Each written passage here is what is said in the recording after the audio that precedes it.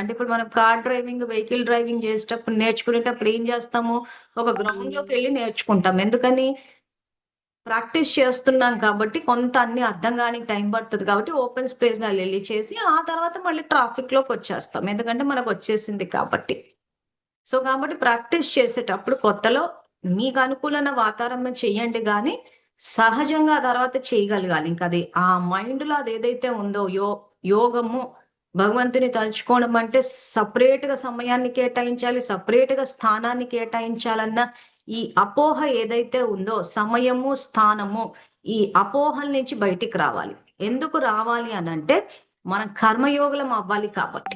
కర్మలు ఆచరించేటప్పుడు గూడా భగవంతుని స్మృతిలో అనంటే, భగవంతుడు చెప్పిన ధర్మానికి అనుసారంగా జీవితాన్ని గడపడము కర్మయోగులు నిరంతరం భగవంతుని స్మృతిలో ఉన్నట్టు. ఇదే మనం ప్రాక్టికల్ లైఫ్ ఇట్లా తెలుసుకుందాం. కానీ చాలా మంది దీన్ని ఎట్లా అర్థం చేసుకున్నారనంటే, భగవంతుని తలుచుకోవడం అంటే సెపరేట్‌గా సమయాన్ని, స్థానాన్ని కేటాయించుకోవాలి. కాదు. అపోహ. అపోహ అన్నది ఇంకా ఈ రోజుతోటి తుడిచేసి, ఇప్పుడు మనం దీన్ని ప్రాక్టికల్ ఎట్లా తీసుకొస్తాము అన్నది చూద్దాం. సో, ఈ రకంగా దినచర్య సెట్ చేసుకున్న తర్వాత మేము చెప్పేవి ఏదో ఇంటికి సంబంధించిందే కాదు. ఆఫీస్‌లో పనిచేసే వాళ్ళైనా ఆ పని అన్నది ఏదైతే ఉందో, అలా పని అనుకుంటే ఇలా తల పట్టేసినట్టంటే టెన్షన్ ఎక్కువైపోతది. భారం అయిపోతది. బరువైపోతది. సో, అందుకని మన ఆలోచన ఏమని మార్చాలి? నేను సేవ చేస్తున్నాను. శివుని సేవ చేస్తున్నాను. తర్వాత మన సంబంధాలన్నీ ఎవరితో జోడిస్తున్నాము? శివ భగవానుడితో జోడిస్తున్నాం. సో, ఆఫీస్‌లో అందరూ వెళ్ళే వాళ్ళది ఒకటే సమస్య ఉంటది. బాసే పెద్ద తలకాయ నొప్పి అనుకుంటాం అక్కడ. సో, ఇప్పుడు దాన్ని ఏమని మారుస్తాము? ఇక్కడ శివ పరమాత్మనే నాకు బాస్. సో, ఇప్పుడు చెప్పండి ఆలోచన ఎట్లుంటది? ఆఫీస్‌లో ఉన్న బాస్‌ని బాస్ అనుకుని తలపోటు ఎందుకంటే బాస్‌కు దగ్గర 2 ఆయుధాలు ఎప్పుడూ ఉంటాయి.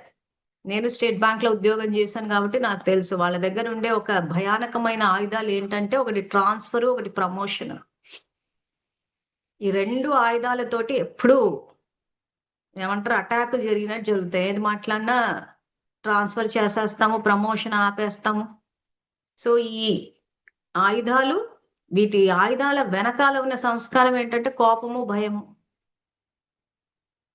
సో, ఇలాంటి భయానకమైన ఆయుధాలున్న చోట మనం బాసుల్ని మార్చలేము. మాటి మాటికి ఉద్యోగాలు మారుస్తూ కూర్చోలేము. సో, అప్పుడు ఏం చేయాలి? ఇక్కడ శివ పరమాత్మనే నాకు బాస్. ఎంత తేలికైపోతదో చూడండి. పనిని సేవ అనుకుంటాము. ఇక్కడ శివ పరమాత్మనే బాస్ అనుకుంటాం.